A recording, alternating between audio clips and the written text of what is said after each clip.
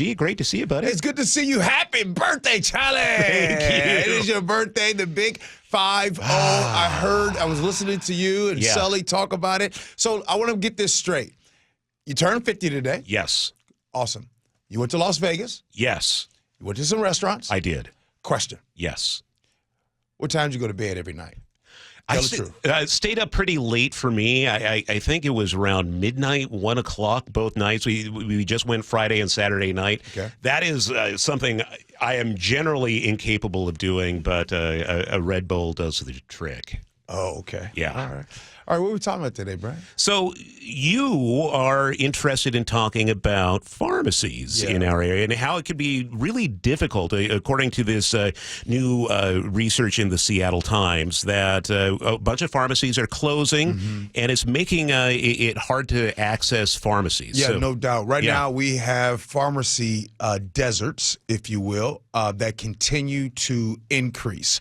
Give you some numbers. Between January of 2023 and last March, there were a total of 81 pharmacy closures statewide, this according to the Washington State Pharmacy Association, right? You guys know about Bartell's and Rite Aids and a lot of that happening right now. So who's going to be impacted by this? Well, first, let me let you know this.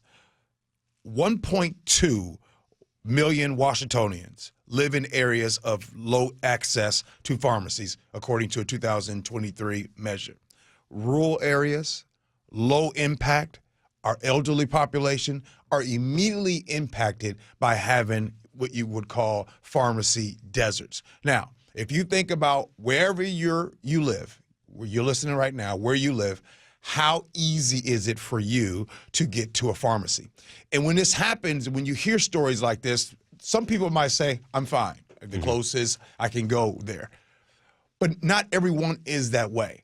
And what ends up happening when you have pharmacy deserts? Well, let's be real. Without this easy access to a pharmacy, there's some people that are more likely to skip out on prescriptions. There's more people that don't get the information, the education that they need is centered around this medication. The reason why it is a big deal to me, Charlie, and when I saw this and I wanted to talk about it, because, look, I'm human. You're human. When we hear and read stories, a lot of times we say to ourselves, do I have any story or relation to something like this? To which I say, yes. I remember in Chicago, my grandmother used to have to take public transportation far away to get to the closest, not just pharmacy, but just grocery store in general, because you have food deserts. And so I remember what that was like. When I think about my grandmother years ago, I think about somebody else's grandmother here today. Grandmother, grandfather, mother, father, someone, maybe their children, their family lives out of state. They, on a fixed income, live here. All of a sudden, that local Rite Aid or Bartell's is now closed down. They can't easily go get their prescription. So, again, for me, Charlie, you, Sully, we're fine right now. Yeah. But 1.2 million Washingtonians right now live in areas of low access to pharmacies. Well, I just look at this. I go to a Rite Aid in South Auburn. And that store, first of all, great pharmacy staff, wonderful people. But inside that store, if you've been inside there lately, like half the shelves are empty. And you start to think, well, if this goes away, it's going to be really hard for all these people up at the Muckleshoot Reservation to find a pharmacy. There's one competing pharmacy. It's not easy. Right. And with fewer competitive choices, it makes it really difficult for people who live nearby. And just so you guys know, I will say this, because I know, like, we want to talk about the empty shelves, or you might go to a Walgreens or something where it's locked up. You got to ask for it, and you know how frustrating that can be when you see things getting locked up.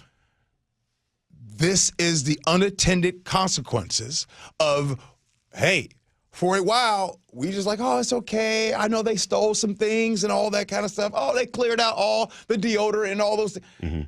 When you continue to allow that, that's why I never liked for that to continue to happen, because the consequence could be, finally, Bartell's or whatever store's like, you know what? We're not even going to be in that area. Yeah. And then once they close down, then you have people that live in that area like, well, wait a minute, what about me? So, hey, consequences sometimes. Gee Scott coming up 9 to noon here on KIRO News Radio. Thank you, Gee.